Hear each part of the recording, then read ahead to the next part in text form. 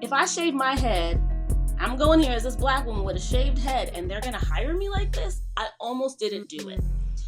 And at that moment I said to myself, if me having a shaved head is the reason you don't hire me, I don't want to be here anyway. Period. Take control of your career and compensation right now. It's your 5-minute career hack. Hello, hackers, and welcome to our new special series dedicated to helping you learn in a very unique way. I believe the 3 E's to learning are education, exposure, and experience. This new series is going to tap into exposure. We're going to expose you to some of the most influential, dynamic, and energetic leaders in the world today. So we don't like to belabor the point. No fluff, all action with today's guest. Hurry up and tap that subscribe button, or if you haven't already, leave us a comment. Let us know what you want to hear more of, and be sure to like that button if you enjoy this podcast. This dynamic, multifaceted guest we have today, Dr. Mel, is a licensed clinical psychologist, educator, speaker, and health and fitness enthusiast. As the founder of Renewed Focus Psychology Services, she helps clients, especially women, who are feeling stuck and overwhelmed with life, break free from the cookie-cutter templates, unleash their inner badass, and do life their own way. Know her funky, edgy style and captivating energy that inspires change. Dr. Mel has been featured in several publications that you know of on digital media platforms, including Essence Wellness House, Scary Mommy, Diva Girl, New York Times, Vogue, and Therapy, Black Girls, and Huffington Post. Dr. Mel, welcome to the 5-Minute Career Hack podcast. Thank you for being here with us today. How are you doing? I am doing great. Thank you so much, Jamila, for having me on today. I'm super excited to have this discussion. I love talking about all things career and looking at people's journeys and how to help them level up that experience a little bit. So I'm excited. It's been a good morning so far. I'm ready. Awesome. So tell us about yourself. I know I shared a lot in the introduction, but tell us a little bit more about yourself and your journey in life, your career, family, whatever you want to share with us. Sure. So like you said, my name is Dr. Mel.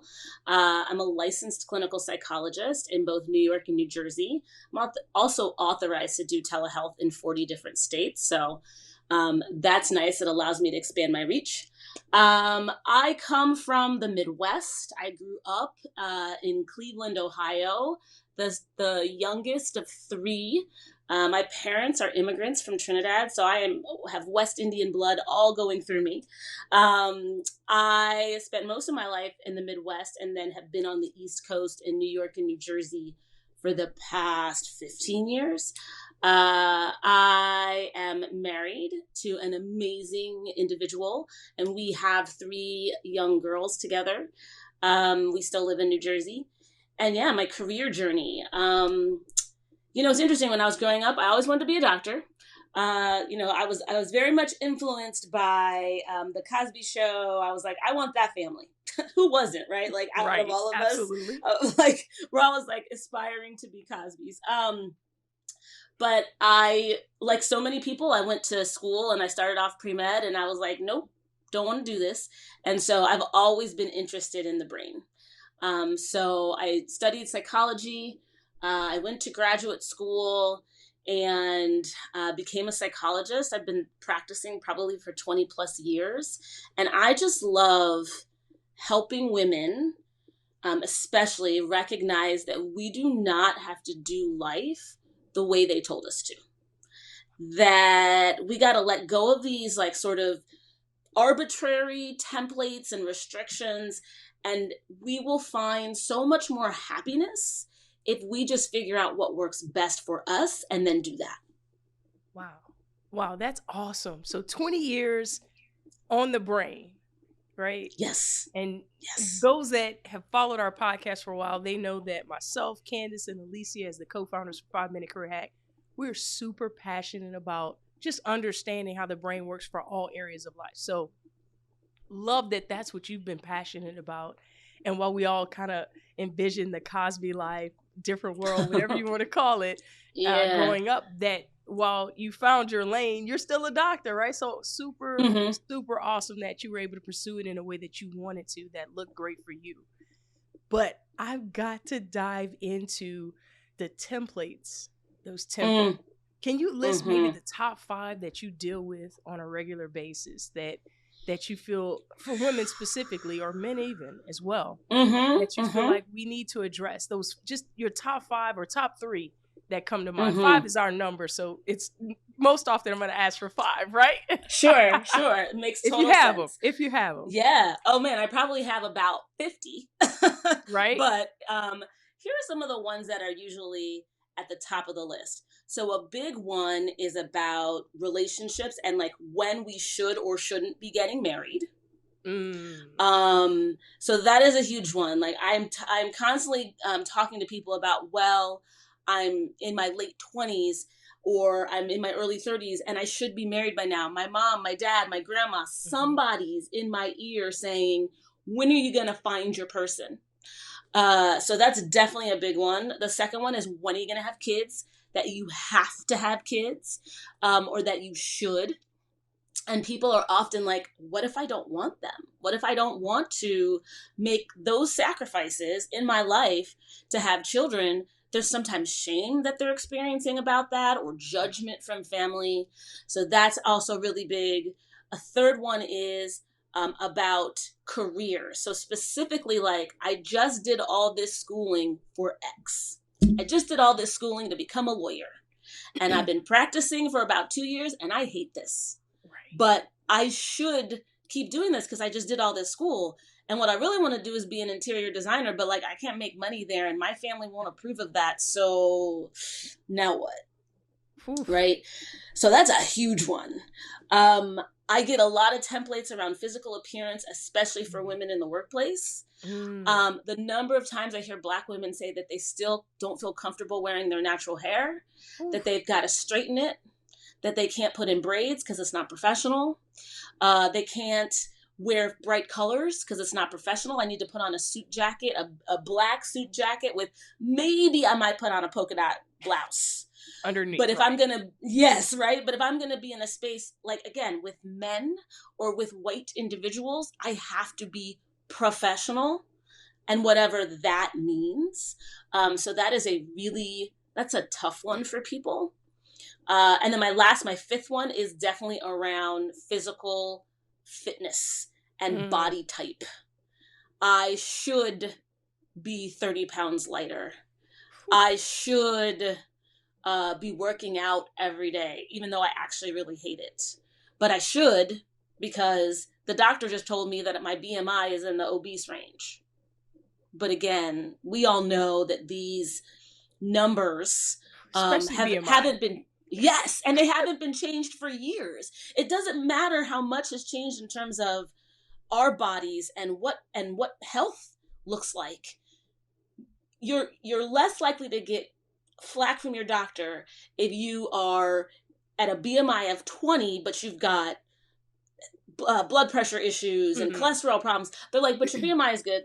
Versus like, all your blood work looks amazing, but your BMI is at 25 or 26 or 27. It's like, you really gotta. So there's a lot people are struggling with around that and what your body's supposed to look like, and like trying to have these 6-packs that like are usually airbrushed, and people are starving themselves before the photo shoot. It's just a lot. So. Man, those are great 5. I want to pick apart all 5, but I'm going to be a little selfish, right? I'm going to be a little selfish because we got Dr. Mel, and this is going to be a session for me too. Okay. All right. So, all right. So the last 3. Imagine a world where recruiters come knocking at your virtual door, eager to hire you for your dream job. This can be you with 5-Minute Career Hacks exclusive LinkedIn hacking package. Over 90% of recruiters rely on this platform to make hiring decisions. And guess what else? 75% of people hired last year were discovered right here on LinkedIn. But we get it. You're busy, overwhelmed, and just struggling to find the time to optimize your profile. Let us do the work for you. For a limited time only, sign up today and we can help you break through your career on LinkedIn.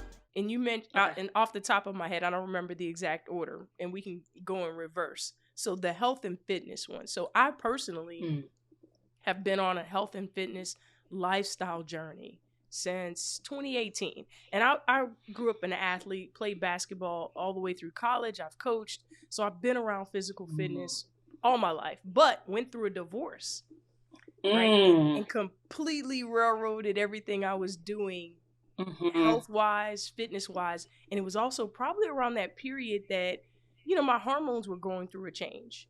So being able to cut weight like I was used to being able to cut weight wasn't happening anymore. This is like my late 30s. So it just wasn't happening. And I was kind of like looking like, well, what's going on? Normally if I pick up 5-6 pounds, I could just get it off next week. No big deal.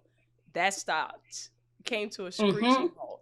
Right. So what's some advice that you give your clients? I mean, I feel great about where I am in my health and fitness journey, and I just try to add something new annually, really, whether I'm going to take something out of my diet, add some new fitness thing to my diet. Like this year I ran a 10K for the first time. That was exciting for me, very exciting. Something, I have 2 torn ACLs that I had surgically repaired, so running has never been my thing. So it was a huge, huge deal for me. Huge deal. So what are some things that you would suggest to people on the mental side of it, right? They're feeling the things that you described in the template, but then what are some things that you would suggest for them to get started on? How should they get started if it's something that they desire? And it's it's coming from a mentally healthy place. Yeah, that's a really great question. Congrats on your 10K. Thank you. That is awesome. I'm also a runner. And so when I hear people getting into running, it makes me excited because there's nothing like the body high you get from like a run, like a good run, but I digress. It's okay. So fitness is this interesting thing, right? Because there's a bajillion fitness influencers and companies and all the things you can join and do. And so the first thing I would tell people to do when you're trying to figure out what you're going to do in terms of fitness is to pick something you actually enjoy. We try to do things we don't like, and we're more likely to quit, right? So traditional physical fitness is running or Peloton or doing HIIT classes and those kinds of things. Now, if you like that, go for it. But let's say for you, you're like, I actually don't find that to be enjoyable. But what if you want to learn how to do pole dancing? Do you know how much physical fitness is involved in learning how to do the pole? The core right? alone will be rich. Yes. So like maybe that's your fitness, right? You take classes 3 times a week. Or maybe you don't want to do the traditional stuff, but you would love to learn ballroom dancing. Right. So go ahead and find your ballroom dancing classes, because again, if you're actually doing the thing, right, because that's going to be point number 2, but if you're actually doing the thing, your body is going to respond to you just getting your heart rate up. That's really what it's about, right? It's just getting up your heart rate. And things like pole or ballroom dancing it's going to require your core. It's going to start to work your calf muscles, right? It's going to work your arm muscles automatically. So if you're enjoying it, you're getting both, right? So that's one. The second thing is consistency. Whatever you choose, the only way you're going to see any kind of progress, right, is if you're consistent. You can't necessarily take a ballroom class every 2 weeks and be like, I'm on my journey. Right. I mean, it is what it is, right? The more consistent we are, the more motivated we get. People are looking for motivation to just drop in their lap. Right. It doesn't work like that, right? Your motivation comes from the fact that you're like, oh, I made a goal to go to my classes 3 times this week. I've done it for the past 3 weeks. I feel better. I feel like I have more energy. I'm learning how to ride the pole. I'm learning how to do ballroom. I'm lifting. I started off doing 5 pounds. Now I can do my bicep curls with 8 pounds. Yes. Right? But you only get that from consistency. And then when you start to see your own progress, that consistency in your progress is what's going to make you motivated, not the other way around. So consistency in your process equals motivation. Yes. That's Yes. huge. That's a bar. Write Yes. that down. If you don't have your notepad, take notes right now, because I have a feeling you're going to be able to take 2 points from everything that Dr. Mel shares right now and go do something with it. You know, we're all about Yes. action at the 5-Minute Career Hack. And she just gave you 2 points. You want to enjoy it. Consistency of the process equals motivation. That's huge. Yes. And for me, Yes. to your point, doing something that you enjoy doing. I enjoy basketball, but because of the surgically repaired knees, if I don't stay in a certain type of condition, which is playing condition, I can't play. So I stopped playing at about 36 years old, I believe it was. I let it go. So if I can't do the thing I enjoy most, I had to figure out, okay, well, what's the second most important thing that I enjoy? I actually like being a part of a team. So I found a workout buddy, and we do classes, we do other things, and that's what motivates me, right? Not the actual thing that we're doing. Whether it's cycling, lifting weights, doing HIIT, whatever. We do a variety of things, but it's the team atmosphere that I enjoy probably second most. So that works for me. I hope it helps you. If you're that type of person, I do things well in community. I've engineered that way for my family and playing sports. So if I'm in community doing something just like the 5-Minute Career Hack, I wouldn't want to do this alone. I'm doing it with 2 amazing queens that I enjoy working with and have worked with for over a decade. I do well in community. If you know that about yourself, I think it can help you to thrive. So you just got some great points. Let's move to number 4. We're going backwards. Okay. Your dress, your physical appearance in the workplace. Now, man, I got some battle scars, wounds. I don't know what you want to call it. And it sounds like you've experienced a lot yourself personally, but also through others in counseling, right? So tell us, what are some mental best practices day to day to help you overcome the conditioning or what you believe are the corporate norms? How you show up at work? Jamila, can I tell a very small anecdote real quick before we go in, right?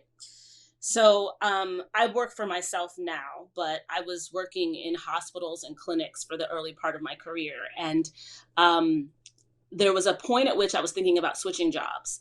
And I went and I interviewed at this, it was technically a big group practice, but it was attached to a university. So very, very white. So I probably would have been one of the only Black clinicians in the building.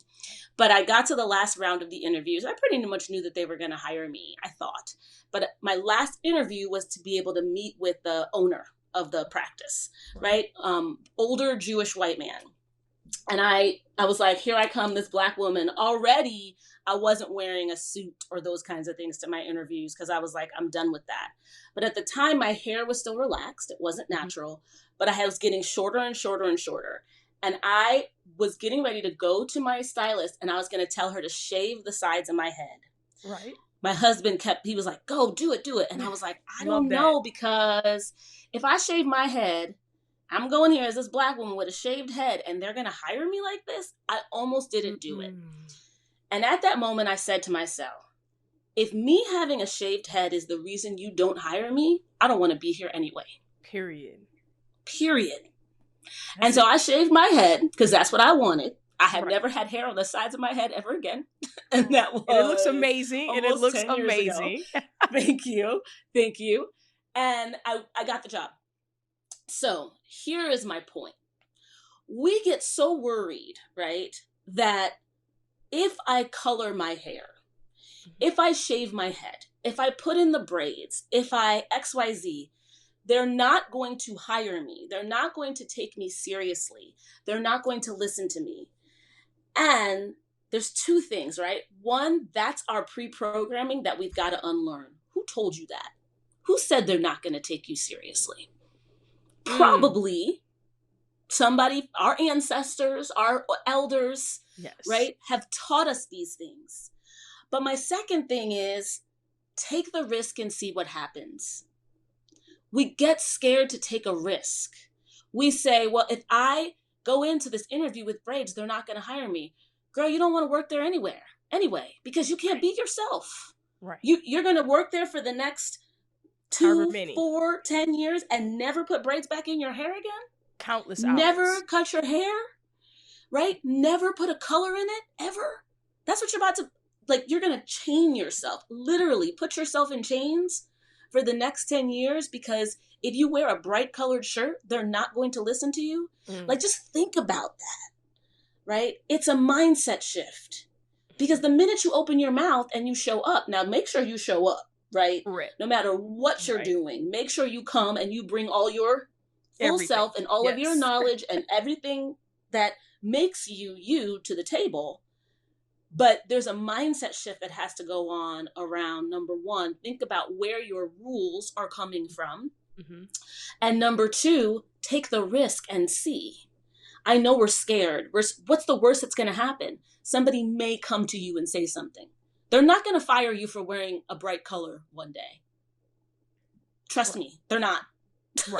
Right? They're not going to fire you for putting braids in your hair. And nowadays with the Crown Act, they really can't say ish. Right. About what's going on with your hair, right? So take the risk, because what you'll find is it's not as scary as you think. Nobody's kicking you out of the space. Right. But if they start maybe not giving you certain cases or make a comment to you about professionalism, I'm telling you, start looking for your new job. Right. Take notes and start looking for your new job. Yeah. Yeah. Document that and start looking, because you don't want to be there, number one. Yes. And you might be able to bring a case against them for discrimination, for sure. Yep. Absolutely. That part. So who told you that? I think it's so important, because I do believe this topic, as well as other topics, we've conditioned and told ourselves, someone's told us it's in our subconscious, and now we're acting on bad information. Same thing with salary negotiation. Someone told us that we shouldn't ask, or we've got to work hard and do X, Y, Z and not demand what we're worth.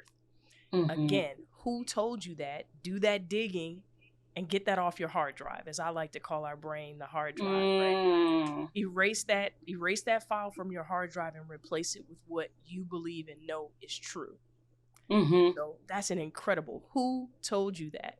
And second, take a risk, right? I always say bet on yourself, right? When are you going to bet on you? I'm betting on me. When are you going to bet on you?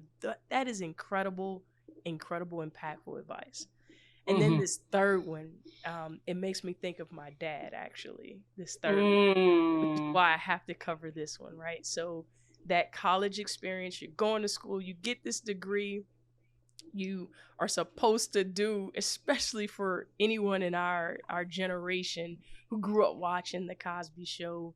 There's so many doctors and lawyers because of the Cosby Show, for African Americans, period, Black people, period, because of that show. However, it's not what Jamila wanted to do.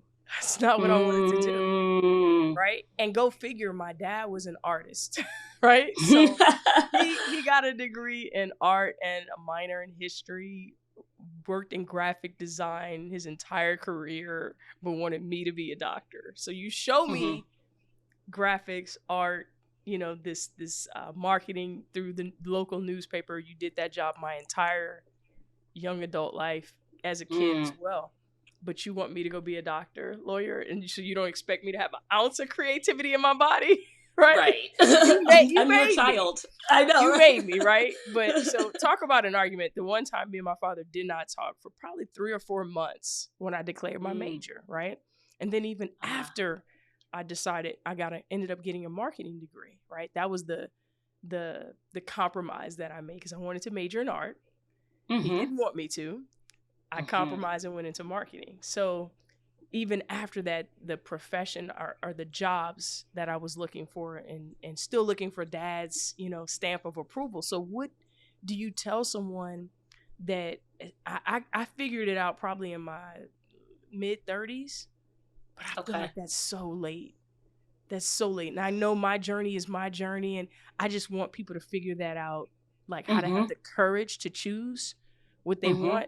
Like at 18, 19, 20 years old, or 22, 23, right out of college. I want them to choose at that point.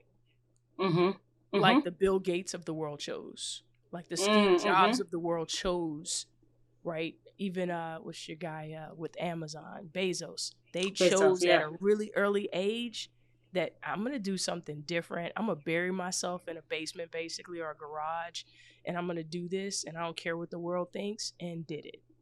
I want them to choose like that. So, what advice would you give to whether it's that college student or even someone that is along in their career, kind of midpoint in their career as well? What would you tell them?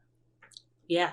So I love that. I love, there's so many things about what you said that I could comment on. Two Comment things on it stood out. all. Yeah, right. So a couple of things stood out. You named that you discovered in your 30s, right? Like your mid 30s, that you wanted to do more of what you wanted to do that would make you happy. And you said, I felt like it was too late. So this is often, that point is often what I am working on in session with a lot of my people, because they get to their mid 30s, they've been doing the thing, and they're like, but I can't change the journey now. Right? I'm so far in, it's too late. So I have to pursue this, or I should, because it's been so many years. But if we think, let's just think about it this way. The average life expectancy of, I think, adults right now is about 79. Yes. If at 35, and we our retirement age these days is like what, 65, 65, 67, yeah, somewhere something in there. like that.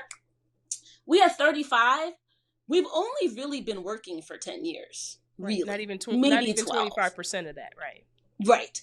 So you're saying it's too late? 10 years of doing something, it's too late to make a shift and then do something else for the next 40 years, right? If we think about it like that, we've just scratched the surface in terms of living at 35. I think here's the thing, at 35, we have to be willing to take a risk and bet on ourselves, right? That I want to bet on my happiness, because I don't want to spend the next 40 years just like trudging through and doing something I don't like. Right. That's going to make you irritable. It's going to make you depressed. You're going to start getting anxious every time you have to wake up and go to work. If you have a partner, your partner's going to start to be like, yo, what's up? Right? You're now influencing your kids, if you have kids, because they're saying, I guess I got to do a job I hate because that's life. Oh, that's so good. Right? And I don't want to teach my children that. I definitely don't want them to grow up thinking you have to, if it doesn't feel right for you. Right. So I think that's one thing, right? Even if you're 35, if you're 45 and you're in 50, whatever it is, if you're at a point where you're like, this isn't working for me anymore, it's okay. It's okay to take a risk. It's okay to try something different. I will also say, right, let's say you're 18, this generation is doing a better job of this, though, because how many of these kids are becoming influencers? Yes. And making money? So much better. So much. They're doing an incredible job. Yeah. Incredible job. They're not following these traditional pathways as much anymore. So, I mean, one hack is have the mindset of an 18-year-old, right? Who hasn't been influenced by this world yet. And, have that blank slate, have that, I'm going to try this attitude about you. Right. It's fear. Along the way we get programmed, but we also pick up fear. We hold it. Yes. We hold it like a partner. We go to sleep with it. We wake up with it, right? Boot up. These 18, right? All sorts of boot up. These 18-year-olds are like, I don't even know what fear is. I don't know. I don't know. That's not a thing that I've experienced. So sure, I'm gonna start my TikTok channel and be an influencer and take video walking all over New York City and get brand deals. Love it. Yes. Right? Whatever. So now, let's keep going. Yeah. Love it. It doesn't matter. Awesome. So definitely that. Last thing, though, the third thing I'll say is you have to surround yourself with people who want to see you thrive. We gotta, especially as adults, as older adults, we need some discernment, and we need to do an audit list of our friends, of our friend list, right? Because not everybody's there to see you thrive. When people see you doing something that makes them fearful, they want to project their fear onto you and be like, are you sure? I mean, does that really sound like a good idea? I mean, maybe you shouldn't put all your eggs in that basket, right? That I don't want that energy around me. Correct. I don't want a yes person either. Like, I want friends that are there to support me, but they're like, you want to try this? Cool. Like, how long are you going to try it for? Are you going to create some parameters for yourself? Right? But I don't want the person who's like trying to discourage me from following something that I feel passionate about. Right. So you want to surround yourself with people that want to see you thrive. And in turn, you want to see them thrive. Because don't be the taker either. Yeah. Be the person who's also willing to give back what your people are giving you. Because that's how you attract what you want, is if you're being what you want as well. That's so important. Yes. And we were talking about that just a little bit on something that most people would consider small. Right before we started in pre-production, you asked how I pronounce my name. And I also asked you, do you prefer to be called Dr. Mel? And we had a little bit of a conversation about that. Be who you want, right? So I want people to pronounce my name well. You want people to call you Dr. Mel, right? So be that person by asking that question, right? And so be a giver, but don't just be a taker, and make sure you're selecting the right people to be in that inner circle. So that's the big hack there. Audit if you need to audit, but be sure you're surrounding yourself with people that want to see you win, that'll push you, challenge you too, but that will also push you and elevate you and really, really speak your name in rooms that you're not in, right? So that's huge.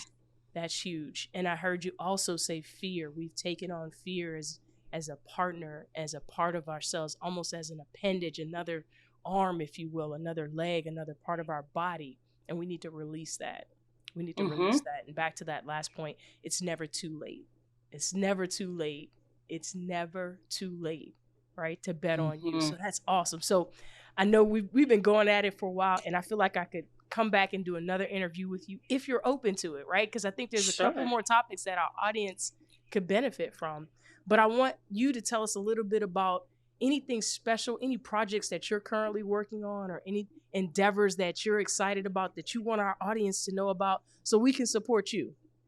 Yes, I love that. So I do a few different things, right? So I have a private practice, a group private practice in New York City, where we help women get unstuck, break free of those templates, and do life their own way. And we help them navigate the different mental health issues that sometimes arise when you're doing that, right? Because even when we are taking risks, we still get anxious.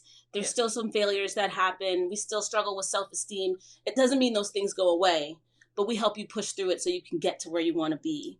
But I also do coaching. And so I help women do that as well in a group space, right? Community is so important. So I have a new coaching program that I'm launching end of third quarter, beginning of fourth quarter, where if you are somebody who wants to, again, in a group space, be able to work on, hey, first of all, where am I stuck? I'm stuck in life. I'm ready to make that career jump. I'm ready to, or I just don't like, I've done life the way I'm supposed to do it, and I don't like this. So you're feeling unstuck. You're recognizing that not only have you've done life your way, but you're underwhelmed with the results. Like, I'm not happy. You want to let go of these templates. You want to let go of these forces that have been put upon us and get deprogrammed, and then again be more badass. So basically breaking free of all of this and being more badass. I am launching a new program that'll be about 12 weeks where we'll work together. We'll have different activities and experiences that we work through. We're going to work on not only your brain, but some of those physical appearance things and getting you into your fitness journeys. And by the end, you will absolutely have developed more confidence and be more willing to take those risks. And we're going to make sure that actually at the end, you've already taken risks. So you've started to build that muscle in your action. life. We're going to do the action while we're learning. Love that. That's so important in learning. So important. So that's awesome. Congratulations on that. I know it's going to be phenomenal. I know it's going to be phenomenal. Anything we can do with the 5-minute career hack to help and support you in that endeavor, don't hesitate to reach out and let us know. And I absolutely, you guys put in the comment right now, like, subscribe, but put in a comment if you want to see Dr. Mel, and if there's a specific topic that you would love to hear her talk about, maybe we can have you back on pre-launch, right? That'd be awesome, right? That would be awesome. So you could tell us more about the polished and finished product. We can do that. We can schedule that. Man, it has been an absolute pleasure not only to get to know you, Dr. Mel. I know we're in different places, which is why I love technology in this way, that we could be in totally different parts of the country and connect in this way about some things that we're both singularly focused on. And I know our audience benefited from what you had to share today. So I truly appreciate you being on here. And as we like to end each podcast, I want you to leave us with your final 5 words, that you would share with the audience that they can take away with them in their experience with Dr. Mel today. My 5 words are break free and be badass. I love it. Break free and be badass. Dr. Mel, thank you. I'll make sure you know how to get in touch with Dr. Mel. In the description, in the show notes, you'll have access to her across socials as well as her website. If you want to learn more about what she's doing in this new program, this new 12-week program that she's launching, and at the end of Q3, we're definitely going to have her back on the show around that launch time, either pre-launch or just as she's launching, so that you can hear more from her about that program and some other topics that I thought of while we were going through this interview. Thank you for joining us in our new special series. Dr. Mel, all the best, more abundance, more life to you, your family, and all your future endeavors. Thank you for being on with us today. Thank you so much for having me. This was awesome. Amazing, amazing experience. And I wish you so much luck too as you take on this endeavor. Thank you so much. Have a good one. We'll see you soon. And as I always say, I love you. Now, the 5-minute career hack, we call this hacking. Look at you. You just did it. And you don't have to stop here. Take one step every week and ensure that you are pouring into you and getting closer to your career goals. Yep, you see that button down there? Hit subscribe, but don't stop there, because you know what they say, sharing is caring. So take 5 and we'll see you next week.